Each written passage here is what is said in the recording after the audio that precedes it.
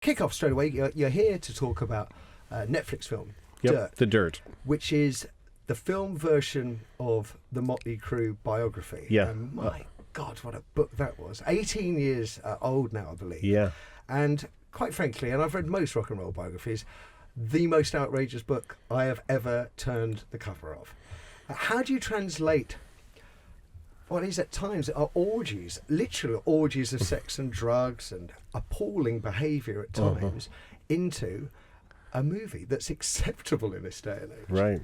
Well, I mean, obviously Netflix is the right partner for that for us, because they wanted us to make the movie that was the movie version of the book.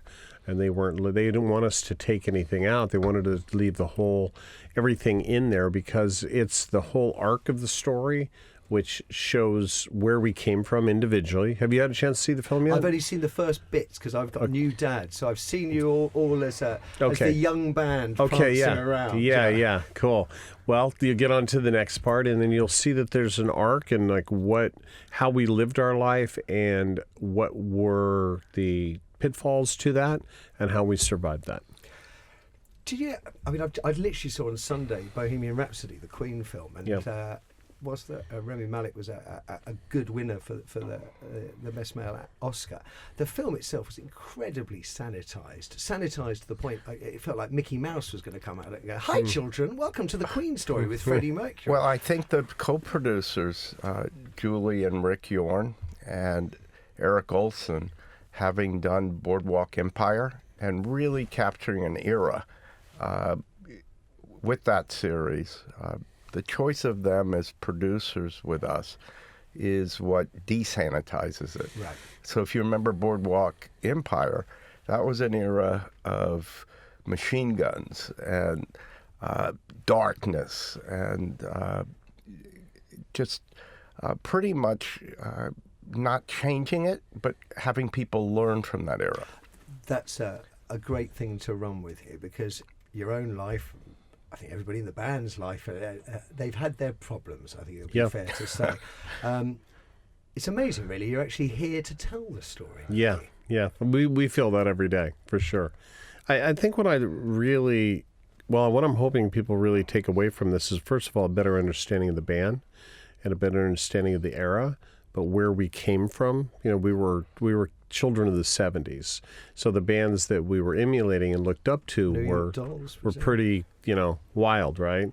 So we just took that, and the 80s were just about excess.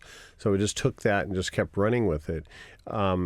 What I'm hoping is people understand more that the music was the main driver for this band, and that a lot of people look at the lifestyle. We've had to deal with the downfall of the lifestyle, whether it's car accidents or drug overdoses, et cetera, but the music was always the most important thing.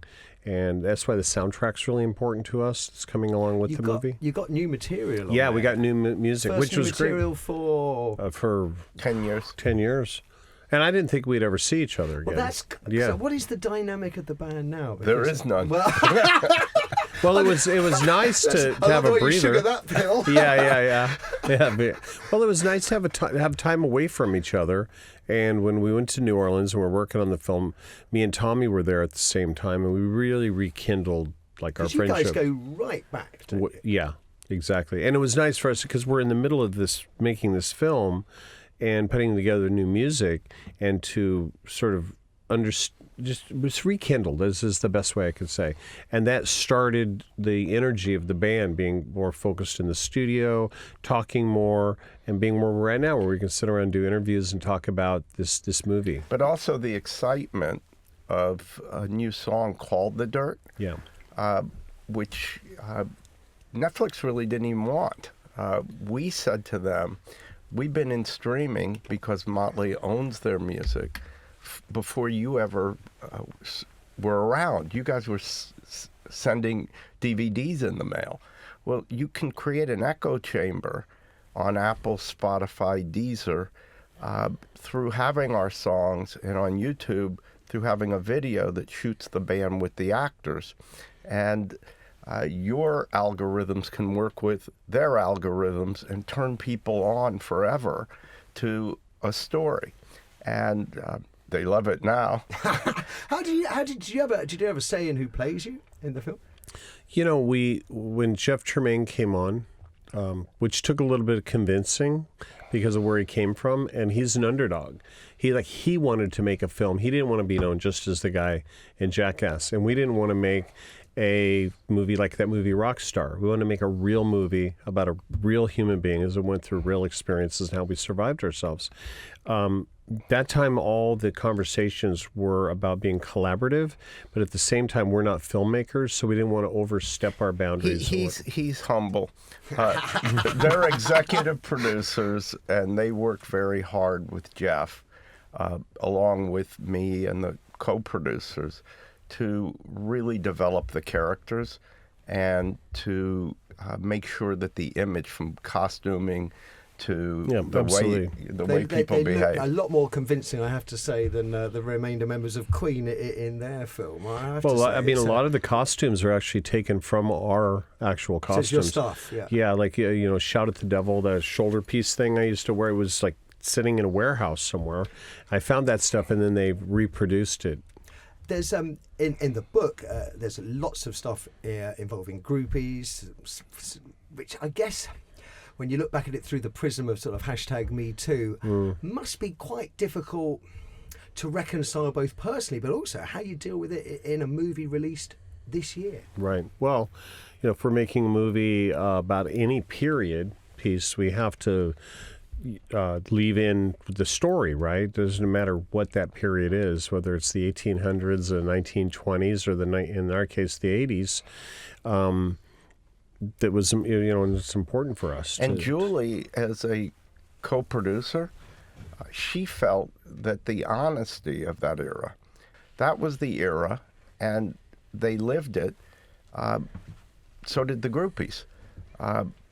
That's how AIDS happened. That's how venereal disease went crazy. So by putting it all out there, there's no cover-up, there's no denial. You are happy to be judged, and it's... Well, as my wife said to me, she goes, it was obviously consensual.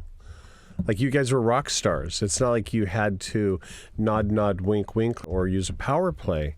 It was what it was. It was the girls were there, the guys were there. Everywhere we went in the 80s, I'd go to Atlanta, I'd be in Moscow, I would be in the UK, I would be in Mexico. People are doing cocaine on the bar. People are having sex in the bathrooms. That's before Mötley Crüe even checked into the hotel. You know what I'm saying?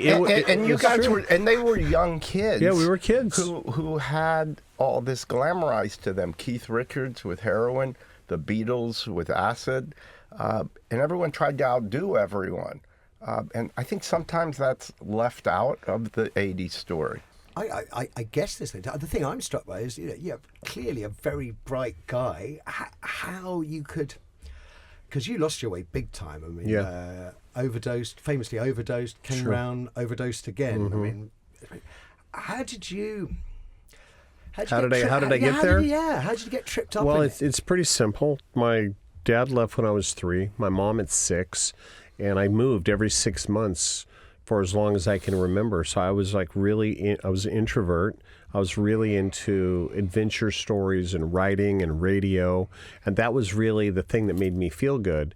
But still, there was a hole in my stomach. So even when I finally got what I wanted, which was a family, which was my band, and it was the 80s, and it was a time of excess, and we were leaning into it, there was something missing. So I leaned into it harder to try to fill that hole, and it was through recovery that I got to mend a lot of those fences and recover from my past, which I think is something I gladly pass on to other people that are in a bad situation.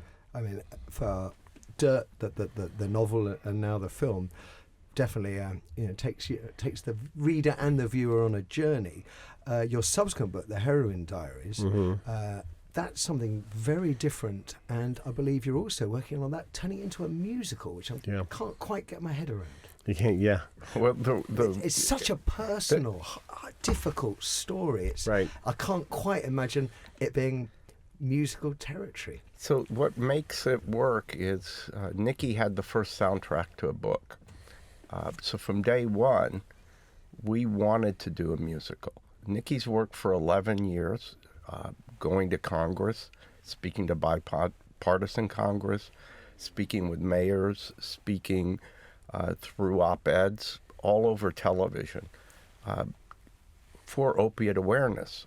Now everyone's talking about it 11 years later, but now through this musical, we have an opportunity to take it on the road and localize it. I mean, to put it in perspective, as I understand, it's something like 45,000 deaths in the US last year from More opiate. people died than from accidents or the entire Vietnam War. And you know, now it's being called an epidemic. But for a long time, it was just a problem. It was like an eyesore. It was something that just a dirty junkie with a needle in his arm, he dies in a gutter.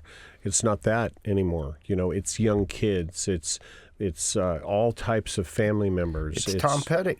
It's Tom Petty. It's Prince. It's your grandmother. It's being overprescribed.